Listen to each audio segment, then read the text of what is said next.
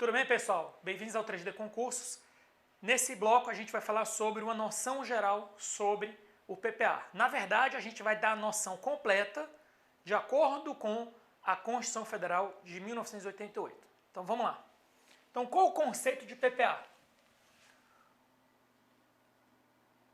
A lei do PPA, ou PPA, é a lei ordinária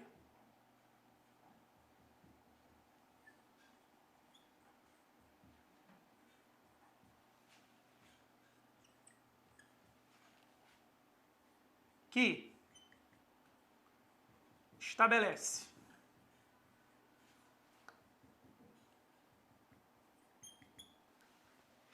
de forma regionalizada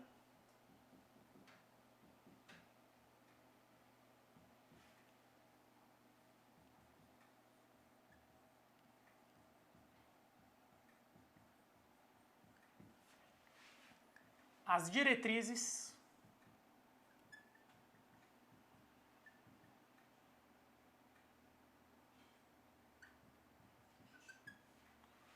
objetivos e metas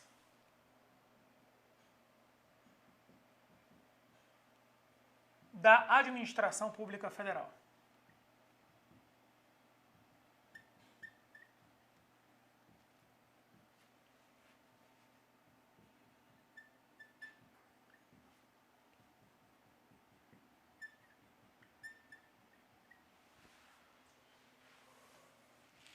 Para as despesas de capital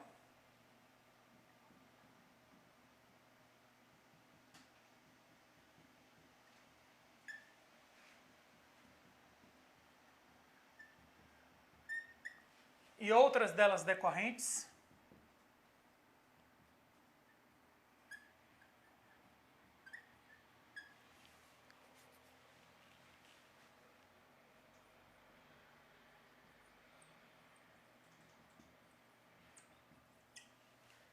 delas decorrentes e para os programas de duração continuada.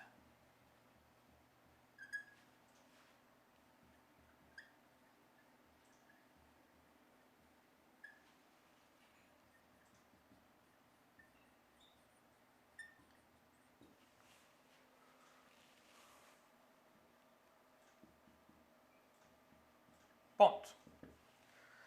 Por que eu fiz questão de escrever? Primeiro, porque eu gosto de escrever. Segundo, é para você ter noção completa que você deve ir para a prova com esse conceito na sua cabeça. Se você for para uma prova de AFO sem ter gravado o conceito de PPA, você já está com uma questão praticamente perdida, que pode ser cobrada na sua prova. Só que só gravar o conceito não é suficiente. Você precisa saber o que está por trás de cada palavra dessa aqui, de cada conceito desse, os subconceitos. Então vamos lá. Então a primeira parte é o seguinte, a gente já sabe que o PPA é uma lei ordinária. Então para aprovar um PPA, você só precisa de maioria simples. Então onde tem aqui PPA, lei ordinária, você já sabe que aqui é maioria simples do legislativo.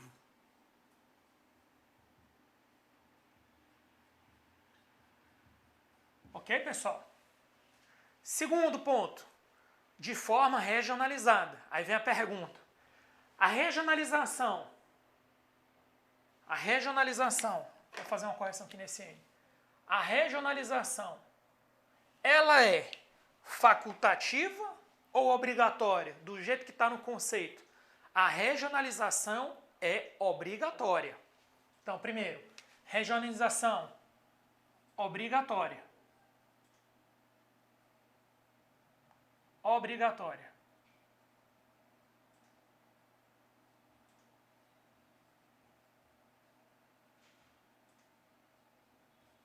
Obrigatória. Segundo ponto, a regionalização, como é que ela é feita no PPA? O que é regionalização? É você estabelecer as diretrizes, objetivos e metas de forma regionalizada. O que seria isso? Por exemplo, você estabelece metas para construir rodovias na região norte, metas para construir rodovia na região nordeste, metas para construir rodovia em determinada cidade, meta para construir um metrô em determinada cidade, metas para construir algo na região amazônica, Amazônia Oriental, Amazônia Ocidental. Moral da história, a regionalização ela pode ser feita, ela é obrigatória, beleza? E ela pode ser feita por regiões administrativas? Pode. Ela pode ser feita por cidades? Pode. Ela pode ser feita por estados? Pode. Ela pode ser feita por biomas, ou seja, Caatinga, Cerrado, Amazônia Oriental, Amazônia Ocidental? Pode. Lembrando que quando a gente fala de Amazônia Oriental, a gente pega o Maranhão. Quando a gente fala de Amazônia Ocidental, a gente inclui o Mato Grosso, que são de regiões diferentes da região norte. Como é que a gente sintetiza isso numa frase? A regionalização é obrigatória e ela não se limita a 5 regiões administrativas. Então, para deixar claro, não se limita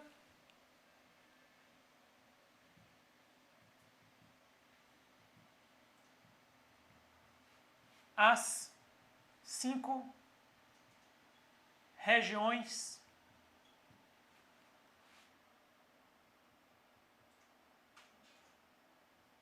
administrativas.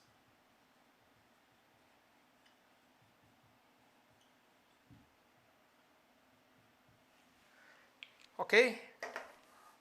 Porque se ela não se limita a 5 regiões administrativas, ela considera e pode considerar 5 regiões administrativas, mas pode considerar outros fatores do IBGE. Outro ponto importante é isso aqui, ó. Diretrizes, objetivos e metas. Diretrizes, objetivos e metas. É o que a gente usa aqui como mnemônico. DOM. Diretrizes, objetivos e metas. Então, um PPA, ele deve ter diretrizes, objetivos e metas. No PPA atual, que é o federal, que vale de 2020 a 2023, para deixar claro. Então, no PPA 2020-2023, as diretrizes representam o nível estratégico,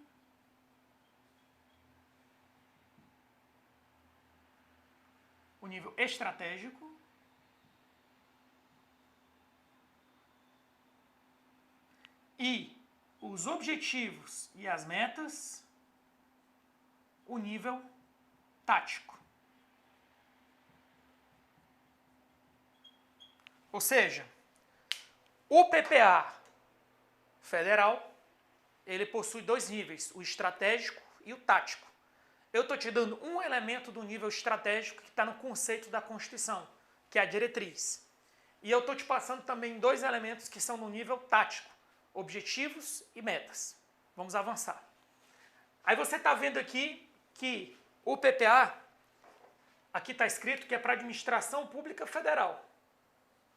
Administração Pública Federal. Aí eu te pergunto, será que o PPA, esse aqui é o conceito que está na Constituição Federal de 88, será que o PPA ele existe apenas para a União e ele é obrigatório apenas para a União ou ele é obrigatório para todos os entes da Federação? Do jeito que está escrito aqui, pode dar a sensação que é apenas para a União. Mas você tem que saber, que eu vou te passar agora essa informação, que a LRF, que é a Lei Complementar 101 de 2000, menciona em seus artigos a figura do PPA. Então, mesmo que a Constituição Federal não fosse explícita, mas você tem leis complementares de caráter nacional, são leis federais, mas que se aplicam para toda a federação, que determinam que o PPA é obrigatório. Ou seja, apesar daqui estar escrito Administração Pública Federal, o PPA se aplica para a União, Estados, Distrito Federal e municípios. Vamos escrever isso aí. Então, fazer aqui mais um asterisco. O segundo, União, Estados, Distrito Federal e municípios. Ou seja, o PPA se aplica para esses 3 entes. 4, no caso. União, Estados, Distrito Federal e municípios. Aí vamos avançar. Você está vendo aqui agora que tem aqui assim, despesas de capital e outras delas decorrentes. e para os programas de duração continuada. Vamos começar logo pelo final. O que seriam os programas de duração continuada de acordo com James Giacomoni, que é o doutrinador do tema, reconhecido pela banca CESP/Sebrasp? Programas de duração continuada são os programas da área fim. Então, os programas de duração continuada são os programas da área fim. Porque senão todo programa seria de duração continuada. E o legislador não falou todos os programas. O legislador falou programas de duração continuada. Ou seja, duração continuada, o conceito por trás de duração continuada não é o tempo, é a finalidade. Se for um programa de área fim, ele é considerado de duração continuada e ele deve constar necessariamente no PPA. Tanto é que você pode ter algum estado ou município que no PPA dele só tenha os programas da área fim, não tem os programas da área meio ou os programas de operações especiais. Então a gente começou de trás para frente e já resolvemos isso aqui. Agora vamos falar sobre despesas de capital e outras delas decorrentes. Aí vem a primeira pergunta da prova. As despesas de capital estão no PPA? Se essa pergunta vier na sua prova, as despesas de capital estão no PPA, a sua resposta é sim. Porém, se na sua prova vier todas as despesas de capital estão no PPA, a sua resposta é não. Entendeu a diferença? As despesas de capital estão no PPA? Sim. Todas? Não. As despesas correntes estão no PPA? Resposta: sim. Mas você está dizendo, professor, mas aqui está escrito apenas despesas de capital e outras delas decorrentes. Aí o que é que eu vou falar para você? Só tem dois tipos de despesa. Ou você é corrente ou você é capital. Então quem seriam as despesas decorrentes das despesas de capital? Seriam as despesas correntes. E eu vou dar um exemplo. Exemplo de despesa de capital. Daqui a pouco eu vou fazer um esqueminha. Exemplo de despesa de capital. Construção de hospitais. Mas não basta você construir o hospital e equipá-lo, porque tudo isso é despesa de capital. Se você não alocar a despesa corrente, que é para despesa com pessoal e terceirizados, ou seja, médicos, enfermeiros, assistentes e, por exemplo, secretárias e a segurança patrimonial, que você vai terceirizar, com certeza. Ok? Então não basta prever apenas a despesa de capital, você quer o resultado final do programa.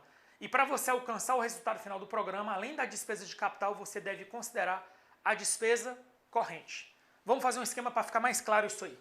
Então você está vendo aqui o seguinte, vamos pegar aqui essa primeira parte e vamos colocar aqui LOA, R$1.000. Aí vamos colocar aqui visão 1. E vamos colocar aqui do outro lado visão 2. Visão 2. Então, visão 1 e visão 2.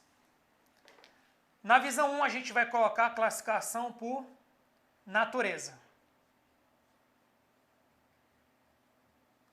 E na visão 2 a gente vai colocar a classificação por programa. Ou seja, eu vou trabalhar agora com a classificação da despesa na LOA. A gente vai dar um pit stop, a gente vai rapidinho para a LOA, daqui a pouco a gente volta para o PPA. Você viu que eu coloquei duas visões, visão 1, natureza, visão 2, programa. Importante, a visão 1 e a visão 2 são duas, cada uma, lógico, somando as duas, são duas das 9 classificações oficiais da despesa no âmbito federal. Então, no âmbito federal existem 9 classificações oficiais da despesa. A gente vai tratar apenas duas. Nessas duas, o que é que a gente vai fazer? Natureza e a classificação por programa. Quanto à natureza, a gente vai fazer aqui um círculo. Vamos colocar aqui corrente. Vamos colocar aqui capital. E na visão 2, a gente vai colocar a seguinte classificação: finalístico,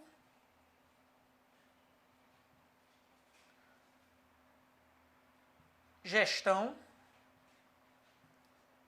e operações especiais.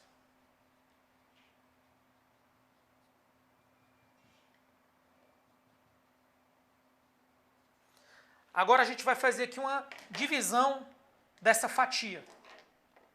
Então você está vendo aqui, despesa corrente, despesa de capital. Eu vou colocar aqui 600 e vou colocar capital 400. Ou seja, de um total de despesa de R$1.000, eu vou colocar 600 para corrente e 400 para capital.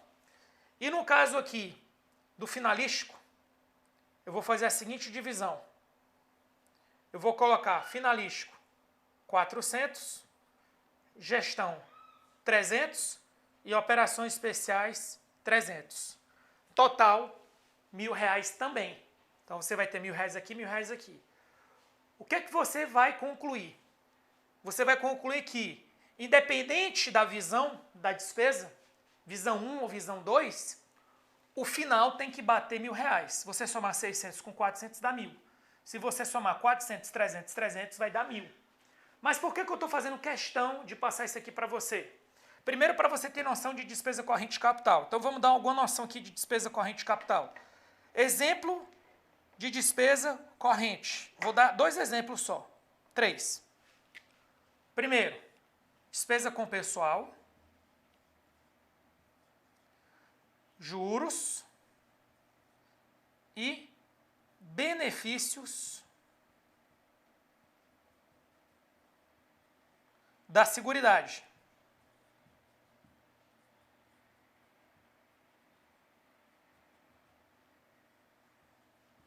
Na parte de capital, eu vou colocar 2. Eu vou colocar obras e eu vou colocar amortização da dívida. Amortização da dívida.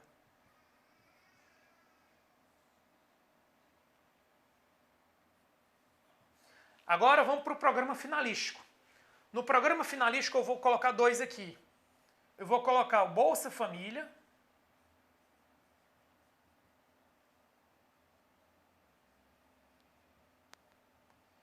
e vou colocar mobilidade urbana.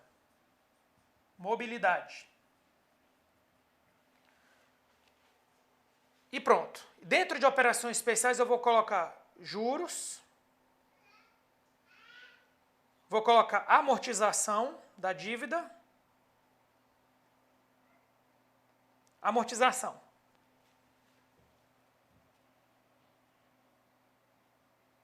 Pronto. E no de gestão eu vou colocar obras e pessoal. Então vamos lá, vamos explicar isso aí tudo. Então, primeira coisa, nesse exato momento você está igual uma esponja, você está absorvendo conhecimento. Vamos usar a esponja para absorver. Primeira parte da absorção. Despesas concorrentes. Quais são as despesas correntes? Pessoal, juros, benefícios da Seguridade. Quando eu falo benefícios da Seguridade, eu estou falando inativos pensionistas, que é da Previdência, e estou falando da assistência social, no caso, por exemplo, o Bolsa Família. Beleza? Pessoal, juros, benefícios da Seguridade. Quando eu falo de despesas de capital, eu estou pedindo para você observar 2 exemplos. Obras, então obras, construção de rodovias, construção de viadutos e amortização da dívida, que é o pagamento de empréstimos do principal. Você está pagando o empréstimo que você pagou no passado. Ponto. E para fechar agora, você vai ter aqui a visão por programa. Então você está vendo que no PPA atual você já está aprendendo algo que está valendo para 2020, 2021, 2023. Você está super atualizado, guarde isso, que é o PPA 2020 e 2023. Os programas agora se chamam finalístico, gestão e operações especiais. Se fosse algum tempo atrás, você teria contato com outros nomes. Então você está aprendendo o nome mais atualizado do momento. O que é que acontece? O programa finalístico ele é voltado para a sociedade, área fim. Trouxe 2 exemplos, Bolsa Família. O Bolsa Família, qual é o principal foco dele?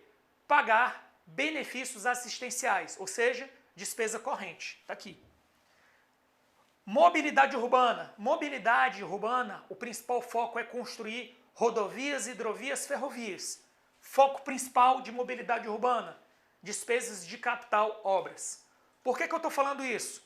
Porque um programa finalístico, ele pode ter como foco principal despesas correntes e outro programa finalístico pode ter como foco principal despesas de capital. Moral da história, não é porque o programa é finalístico que ele vai estar carregado de despesa corrente. Não é porque o programa é finalístico que ele vai estar carregado de despesa de capital. Depende do objetivo do programa. E para continuar, gestão. O programa de gestão, atualmente, ele é um por poder. Então, existe um único programa de gestão para o poder executivo, existe um único programa de gestão para o poder legislativo, judiciário, legislativo eu já falei, Ministério Público, Defensoria Pública da União. Pronto. Dentro de um programa de gestão, você vai ter a folha de pagamento de pessoal, que é a despesa corrente, mas dentro de um programa de gestão, você pode ter, por exemplo, obras. Você pode ter a necessidade de construir uma nova sede do órgão. Então, dentro de um programa de gestão, você pode ter ao mesmo tempo despesa corrente, despesa de capital. Ou seja, não é porque o programa é de gestão que ele só vai ter despesa corrente. Não é porque o programa é de gestão que ele só vai ter despesa de capital. E para concluir aqui, programa de operações especiais. Os programas de operações especiais, aí nesse momento eu vou pedir para você apenas absorver, com a promessa que na aula de PPA eu explico melhor o que é um programa de operação especial, ou também na aula de despesa. Na aula da despesa, classificação programática, eu explico melhor o que são operações especiais. Mas nesse momento, eu peço apenas que você guarde o seguinte: são operações especiais o pagamento de juros e o pagamento da amortização da dívida. Juros é despesa corrente. Amortização da dívida é despesa de capital. Moral da história: eu posso ter programas finalísticos com despesa corrente e capital. Dentro de um programa de gestão eu posso ter despesa corrente e capital. E dentro de um programa de operações especiais eu posso ter despesa corrente e capital. Beleza? E aí vem a pergunta final. Por que eu acabei de perguntar, voltando agora para o PPA, por que eu disse que as despesas de capital estão no PPA, mas nem todas as despesas de capital estão no PPA? Pela seguinte explicação. Eu vou pegar agora isso aqui, operações especiais, e vou rachurar a tela. Então, antes de eu avançar, eu vou sair um pouco aqui da frente para você pegar tudo que está escrito. Pronto. Agora eu voltei para você dar uma pausa aí, copiar o que está, e vou fazer o seguinte. Eu vou rachurar isso aqui, ó. O que isso quer dizer? Quer dizer o seguinte, que no PPA, no modelo de PPA atual, não consta no PPA os programas de operações especiais. No PPA você só vai ter apenas os programas finalísticos e os programas de gestão. No PPA você não vai ter os programas de operações especiais. Logo, se no PPA você não tem os programas de operações especiais, nem todas as despesas de capital e nem todas as despesas correntes estarão no PPA. Mas as despesas dos programas finalísticos, até porque são os programas de duração continuada, estarão todas. E no modelo atual, federal, você vai ter os programas de gestão, certo? Que é da área de apoio, área meio. Beleza, pessoal? Então, com isso, a gente encerra esse primeiro bloco sobre PPA apenas, uma visão geral. O bloco anterior a gente falou sobre uma visão geral dos instrumentos de planejamento. No próximo bloco a gente volta para falar sobre LDO. Até daqui a pouco, fiquem com Deus e até a próxima.